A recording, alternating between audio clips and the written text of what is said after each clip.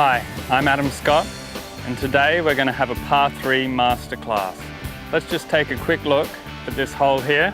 So we've got about 190 yards here to this par 3, and I've decided that a 6-iron's the club for me. I've taken into consideration all the factors. I have to carry it over the bunkers in front of the green. I've looked at the wind. Now it's time to pick a target, something that stands out clearly to me in the background of the hole. There's a tree trunk back there that I can see. I'll now come in and address the ball, focusing on that tree trunk. I'm checking my alignment's correct. Now I trust my swing.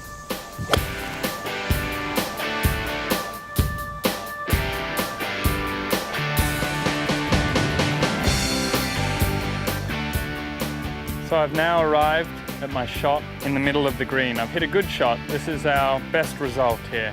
I've hit it right down my target line I talked about, into the middle of the green on this tough par 3. I've left myself now the better part of 40 feet putting up the hill, which is always a nice thing. There's always more chance of hitting a good putt up the hill because it's a slower putt. So I'll now focus on reading this putt from the ball to the hole, assessing the slope that I'm going up, understanding that it's going to break a little right to left from the looks of this, picking a point that's maybe 2 feet to the right. There's a fair bit of break in this putt.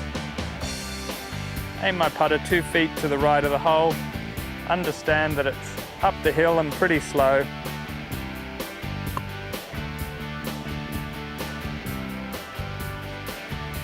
Try and roll it up there close to make a regulation par.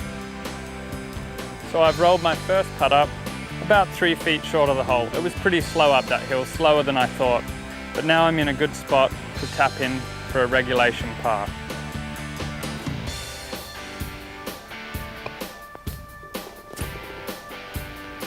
So here's a situation where I've mishit my tee shot and we've ended up in the bunker short of the green. Now we have to try and recover from this difficult situation. And a bunker is sometimes the amateur's worst nightmare, so I've got a couple of good tips for you on how to get the ball out successfully. First of all, a lob wedge or a sand wedge is built for this. So you don't have to help the ball out. The club's going to do the work for you with just a couple simple tips. You're going to open your club face a little bit and aim your feet to the left to allow for the open club face. From here, the most important thing when hitting a bunker shot is you maintain a full swing. You have to have a follow through. So many people stop and stick the club in the sand. The ball will never come out.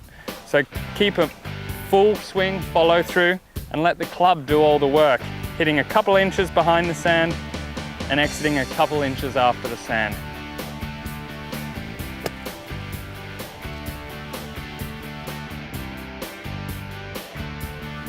So I've hit a fairly good shot here, but just to the left. And I find myself only 2 steps off the green, but in a horrible lie in the rough.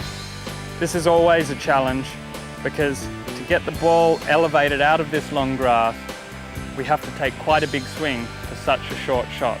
So I've got 2 tips for you when trying to hit a short chip shot out of the long rough. The first thing is we need to open the club face to get some loft so that ball will elevate out of the tall grass. The second thing is we're going to have a little wristy swing, like picking up an axe and dropping it down behind the ball. This is going to create the speed that we need for the club to travel through the grass. So it's a wristy little action with an open club face, and it should just pop up softly.